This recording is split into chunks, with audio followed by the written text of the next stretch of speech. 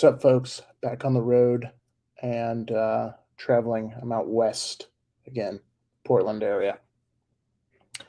But was thinking today about housing and the crunch that we're seeing. There's still not a lot of supply, and there's certain things that have happened over the last 3 years that are unprecedented. And you know you're not supposed to say as an investor, this time it's different. But there's been things that have never happened before. So the other side of this time it's different is things never change. Obviously, things change. One of the things that changed in 2020, 2021, 2022, most amount of mortgages and mortgage refinances ever. And why was that? Well, historically low interest rates. I locked in an interest rate at 2.25. I think that's the lowest it'll ever go. 2.25%. Now, when you have a 2.25% loan on a house, the mortgage, especially during inflation, becomes an asset. It becomes an asset because you are paying it off with cheaper dollars. If inflation's above 2.25%, you're paying it off with cheaper dollars. And that applies to a lot of people in this country. And then the rates switched back to higher, 6, 7%, depending on your credit score. What does that do to housing? Well, it causes people who bought prior to 2020 to think long and hard about selling. Because why would they? Because their mortgage is an asset. And why do people move? Job change, they're retiring, um, life circumstance, et cetera, et cetera. But retirement, a lot of people aren't retiring, or they're delaying it, and they're not downsizing for a lot of reasons. One of them being the collapse in the stock market. Probably their 401k is not doing as well, and the uncertainty in the future. Even if you're not financially savvy, you feel something's coming, and it ain't good, right? So they want to hunker down, and that 2.25% loan is kind of a nice insurance policy because if you have a loan and there's inflation and that loan is under the inflation rate, it's a nice little thing to have. On top of the fact that the Fed recently, they didn't pivot back to QE, but more money came into the system. And a lot of people say it's not QE, it's not inflationary. And as nobody special finance says, tell that to the NASDAQ, tell that to Bitcoin, tell that to gold, tell that to silver. All those prices are up. Okay. So if it's not inflationary, why is everything going up in price? Hits asset prices first, right? So I want to take a look at this article. I thought this was kind of interesting about how many homes are actually selling and who's putting them on the market because there's still very, very low inventory, historically speaking. Well, I should have pulled this up. Give me a second here. So this is from CNBC. It says, more home sellers are sitting out of the spring housing market. Why would that be? Well, let's look into the article. It might seem like a great time to list your home for sale. Buyers are flooding back into the market. Flooding. Choice of words there. I wouldn't say they're flooding. They're trickling back into the market. Mortgage rates have fallen off their recent highs, and there's still far too few homes for sale to meet demand. But potential sellers aren't budging. It's the same thing that's motivating people to buy, this high demand for homes, is also motivating people not to sell. They want the debt. They want the debt. Specifically, lower than inflation debt, right? Collateralized debt with a home. It's a bit of an inflation hedge, okay? Further reading. New listings continue to fall in March, according to Realtor.com, down 20% from the same month last year when demand was super high. Houses were at all-time high. That decline in new listings outpaced the 16% drop posted in February. New listings in March were nearly 30% below pre-cough levels, pre-2020 levels, 30% below. Now, how else do you meet that demand? Another thing to consider, demand's going up. There wasn't this spike in population growth all of a sudden. and all of a sudden people needed homes.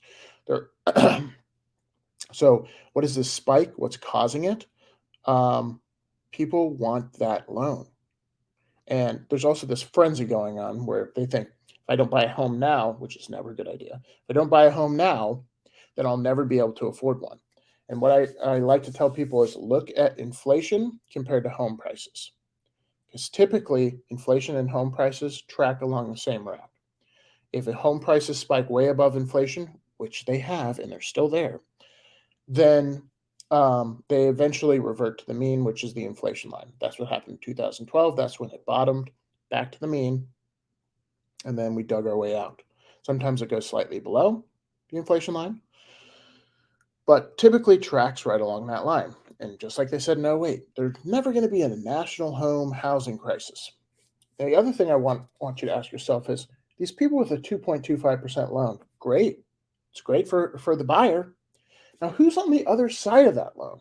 Because it's an inflation hedge for me, but it's hurting the bank that owns it. And we have this banking crisis, right? Now, if inflation's at 7 and I'm paying 2.25, who's eating the difference? The bank or the mortgage-backed security, which you have to hold to duration now because you cannot sell it without losing gargantuan amounts of money, just like bonds.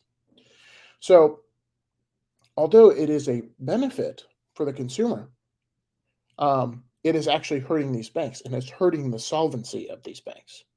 And you could say, who cares? But obviously, that has systemic risks throughout the economy because a benefit for you, if it's below the rate of inflation, actually hurts somebody else. That would be the bank. Um, so, further reading.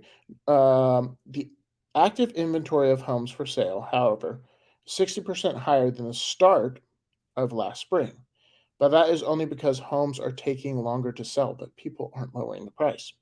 Inventory is also half of what it was at the start of 2019 before the cough caused an unprecedented run on housing. Or should I say, the politicians caused an unprecedented run on housing. And then they go, all this price gouging. What happened? Well, you flooded the system, excuse me, with trillions of dollars. What do you think is going to happen? So, why I think this is interesting is I don't think this is going to last. And I could see two sides to this. If average incomes continue to go lower and lower and lower compared to inflation, homes cannot keep that up. Homes cannot keep climbing because who's buying? Once you run out of buyers, you have to drop the price. Now, homes have way outpaced inflation over the last 2 years. Now, what would cause home prices to crash? Because people have these historically low mortgage rates. They're not selling. Something to consider in 2020 and 2021, the most amount of mortgages were issued in those years because of historically low interest rates. But they weren't just mortgages for purchases, they were cash out refis. People cashing out the money, taking the money out of their house, and then refinancing it at all-time high prices. All-time high prices. So now they're making a payment, even if it's 2-3%, on a house that they're probably underwater on if they refinanced it for a full cash value, if they're able to do that. If they weren't able to do that, 80%, but their house has probably dropped 10 to 20% in the last year or so. And pretty soon they're going to be underwater, meaning they're going to owe more than the house is worth. What would cause these people to sell? Well, what caused them to sell in '08? There was a recession. And that recession hits people's jobs. When they don't have income, they cannot make a payment on their home, especially if they're riding that super thin line and their house poor because they cash out refied at all-time high prices. And this is a lot of Americans.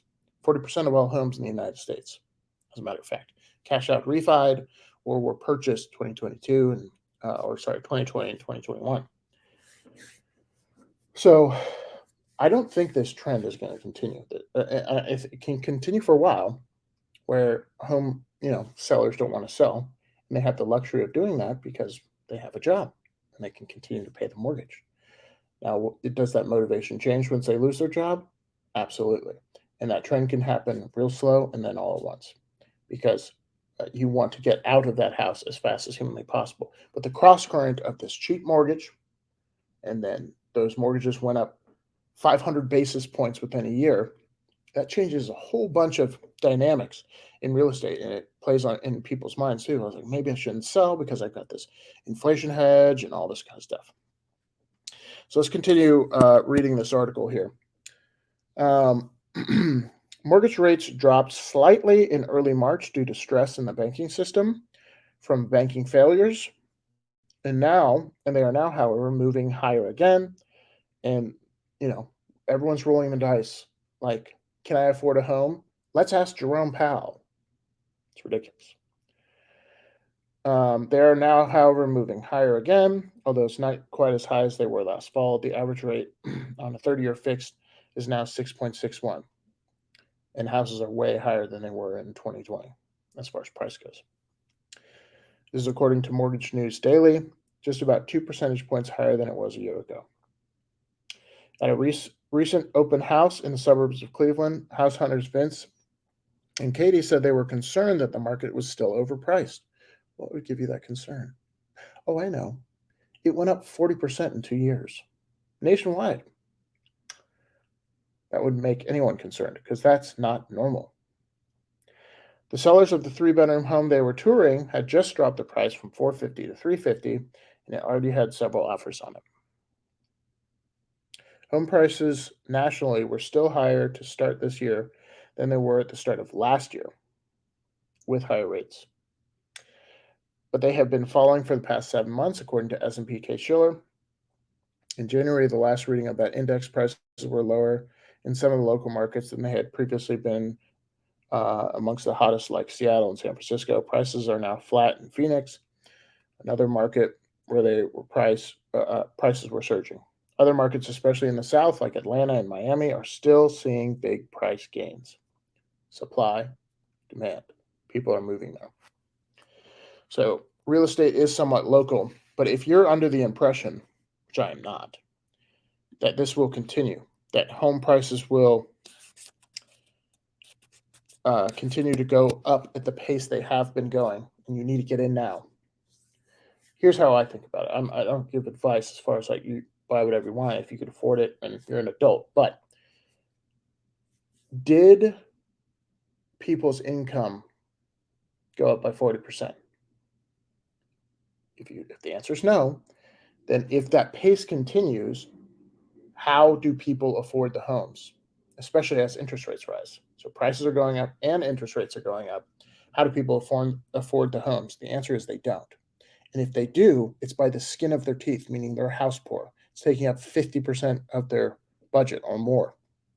Their monthly disposable income is going to the house. So one little hiccup, also known as a recession, is going to cause a lot of issues. And I'm going to guess there's a lot more people than we think that are house poor in the United States today that spend more than 50% of their take-home pay on their home. And all that means is when the waves start coming, they flip over really easily because they don't have any disposable income to withstand an economic force field or hurricane or whatever. I think these people will come to their senses, the people that aren't selling. I just don't think they need to now. All of a sudden, when they need to, everything changes. And that need is coming sooner rather than later. I'd love to know what you guys think in the comments below. Do you think housing is going to fall off a cliff? A lot of people do, mainly because the houses went up so fast. But I just think all these cross currents that are going on, they'll all come to a head when people lose their income. All right, guys. See you on the next one. Peace.